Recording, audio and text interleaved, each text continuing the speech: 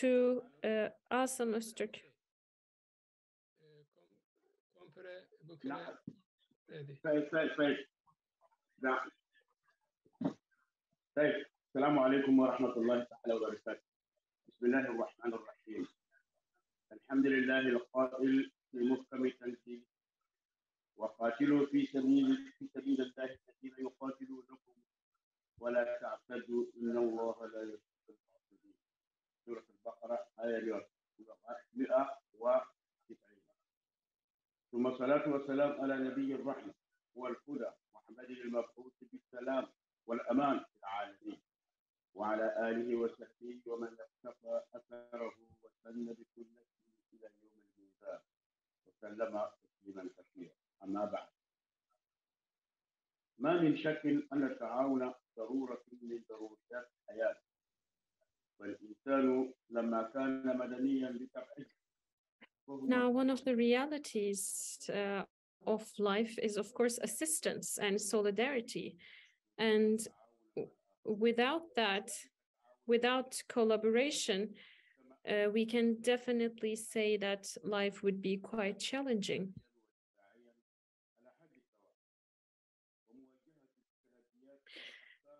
So the voice of the speaker is actually quite distant, so we will do our best as interpreters to give you the best interpretation to the best of our abilities.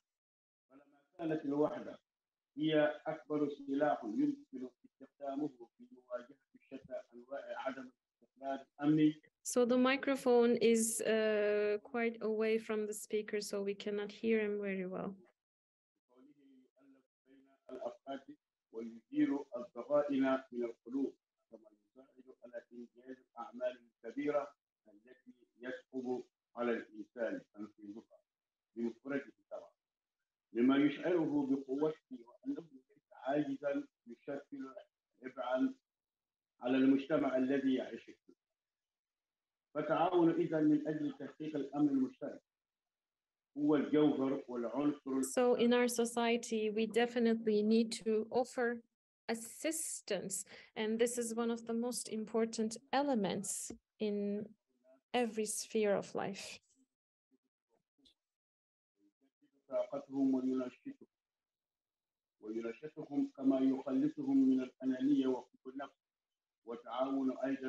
Therefore, collaboration is of vital importance to ensure internal security, and it is at the core of success and achievement.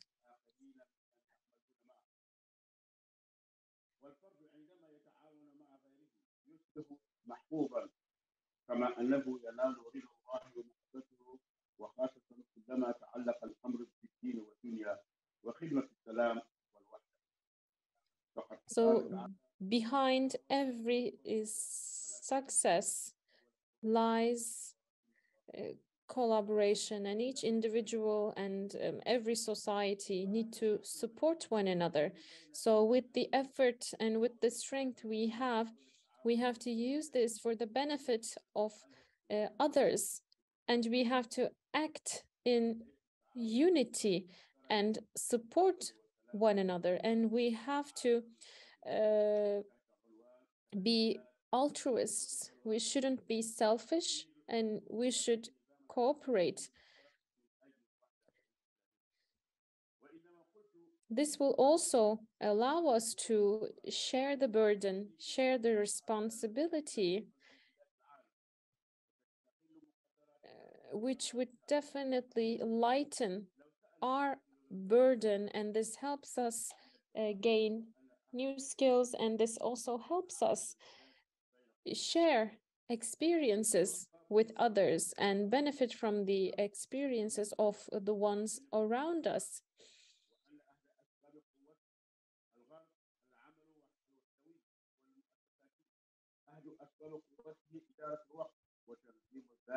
Now, with regards to the entire world, we need unity within the entire humanity.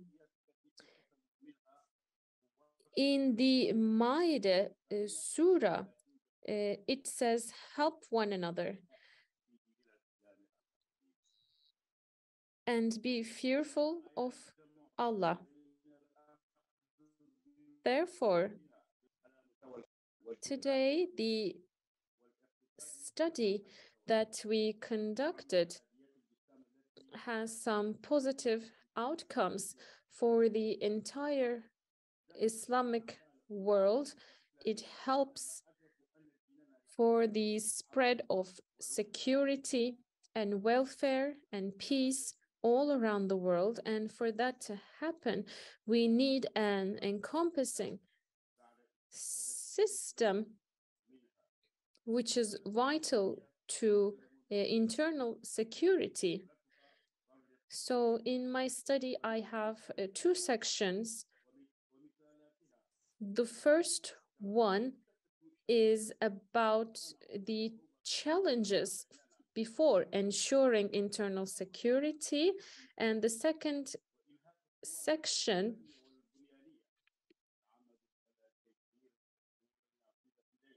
is about establishing the proper foundation to ensure internal security. So this is the topic of the second section. And as a conclusion, I have an overall summary of my study, and also I have some recommendations. Of course, this is quite a detailed document, and this document will be shared with you. But as I said, the West has resources and has strengths, and it actually has control over Islamic countries, and they build upon their wealth in these countries, and they also make use of the wealth of Islamic countries for their own benefit. And if we ask what the what the source of this wealth is, the biggest reason behind that wealth is the collaboration and cooperation that these countries have among each other. So in Western countries work together. There are interoperative organizations, institutions, and another reason is that they make great use of time. They well manage time, and they can self-organize. So compared to they are very well organized, and they have respect towards their leaders.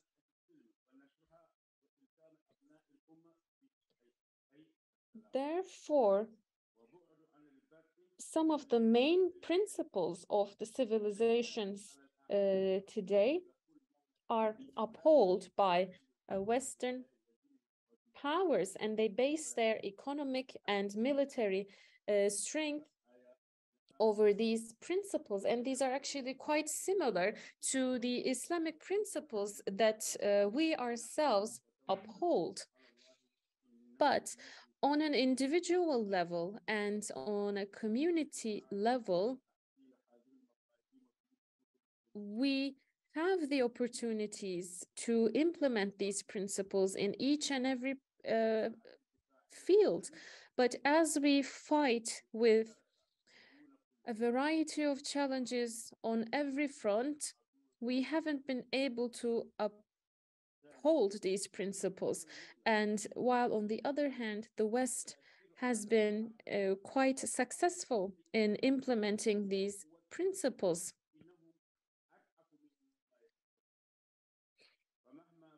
So we know that having an Islamic unity will come with a strength, and then we will be relieved and we will have prosperity. So the Holy Quran and the Sunnah also tells us that if we uphold these principles, then we will definitely succeed. And our religion actually, in fact, invites us to these principles. And we have to base our strategies on these principles.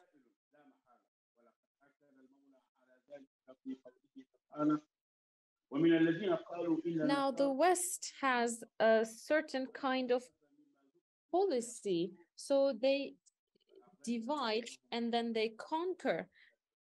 So they have this principle, and that is how they try to divide our nations, our societies, and our communities. And this is why we have chaos and turmoil in our country. So they invented conflicts and wars to weaken us, and they deprived us of our economic strength, from our natural resources. And they also caused brain drain. So they attracted our educated people to their own countries. So this is quite a tragic situation.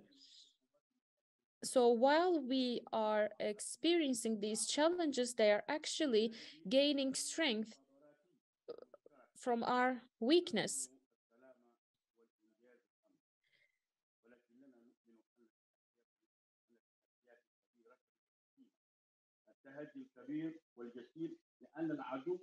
So our religion always invites us to fraternity, to collaboration, to solidarity, and it tells us that this is the only way we can succeed.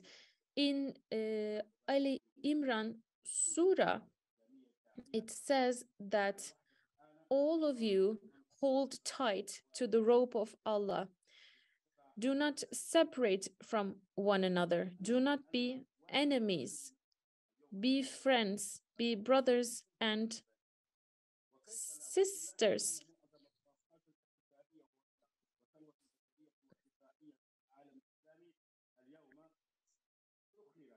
So while you were at the brink of the fire of hell, Allah saved you. So this is what it says in this particular surah in the Holy Quran. So in the Anfa surah, it says, obey Allah, never be separated from another, because if you do that, if you go into groups, then you will fail and you will not be strong anymore. And the same surah also tells us to be patient. Again, in another surah, it says, do not disperse.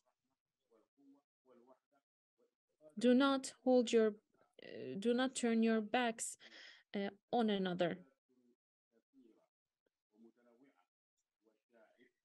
So really, the Islamic Ummah is based on these instructions, these orders, and these principles. But unfortunately, we turn a blind eye on these principles, on these instructions. And that's why we have poverty in our countries. We are deprived of our resources. We are dispersed. We don't have a refuge. We don't have a safe space for ourselves. And in such an environment, powerful countries exert control over our own resources. So the only salvation of Islamic countries are unity and to support one another and support those who are oppressed,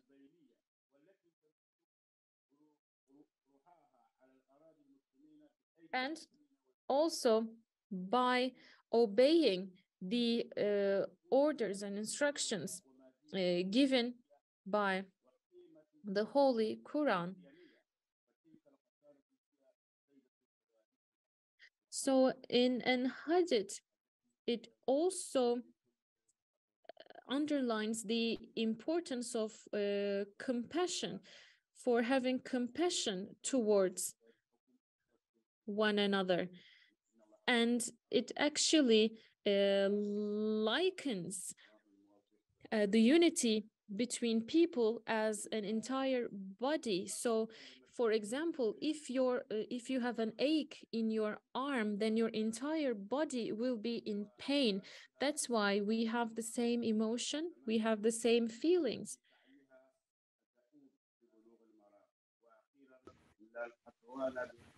So, of course, there is much more to my presentation, and I will send my study to you for you to examine it.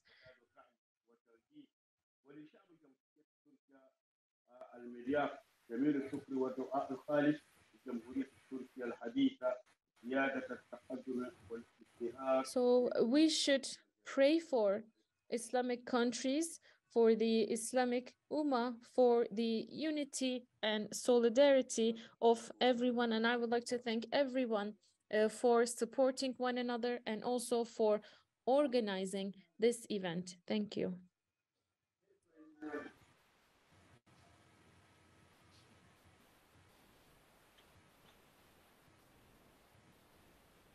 Fehmi Hocam, sesiniz geldi. Evet, pardon.